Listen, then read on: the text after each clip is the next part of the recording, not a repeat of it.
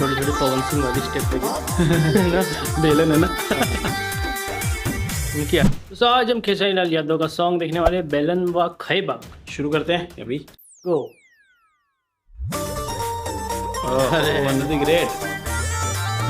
Great Khesari Lal Yadav के साथ पहली बार है क्या साथ में?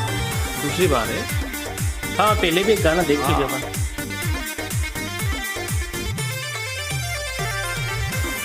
इसलिए इस बार ज़्यादा कॉन्फिडेंस हो गई है, बेलन ही मार रही सीधा। पहली बार लगी, ये दोनों शायद पहली बार। तीन मूर्ति का दूसरा सॉन्ग।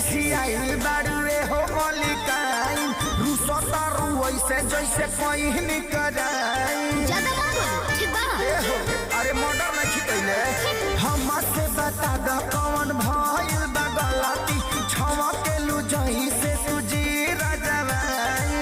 अच्छा सुना अरे रोहन को तो सुधारना तो कलम पछताई बा जरा आज हो गइल बा आज बेलन के रोटी खाली खाइले बड़ा बेलन मोह खाई बा राजा हो।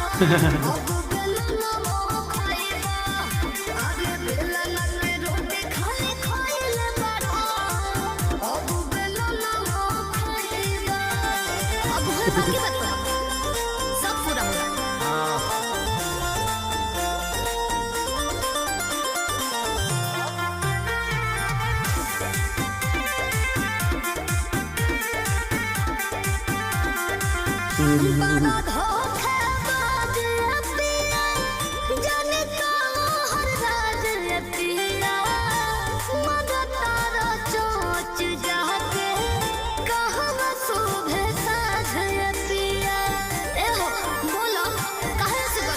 सुना ए धनिया सतावतर हो पिया के दिलवा दुखावतर हो।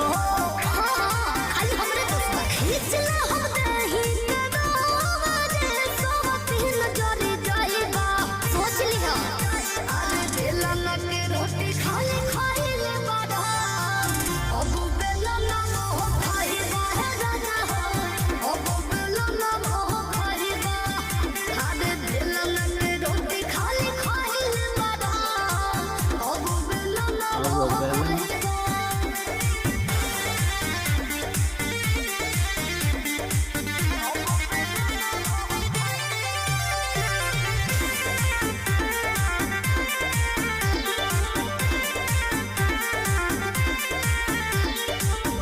सुनाए हो खसारी पिया करबाद गदारी पिया जिंदगी तो हर काद गुनाहगा ओ मैं के होई नहारी पिया जियल तो सुनाए बद कहा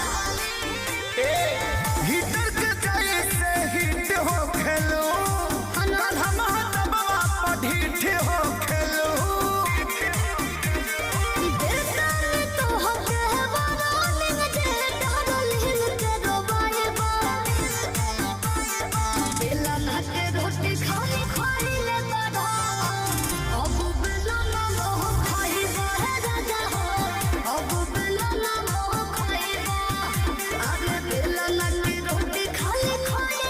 थोड़ी थोड़ी पवन सिंह वाली स्टेप है ना, बेलन है ना उनकी आटा गूंदने वाली।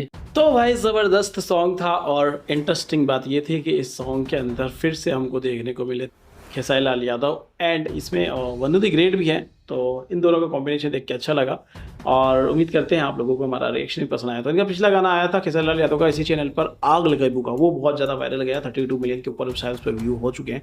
और अब ये गाना आया है, लेट्स सी ये क्या धमाल मचाता है, लेट्स सी। बाकी वीडियो कैसा लगा आपको ये कमेंट करके बताना। अच्छा लगे वीडियो लाइक शेयर सब्सक्राइब करना। मिलता है नेक्स्ट वीडियो में। Till then make love not war.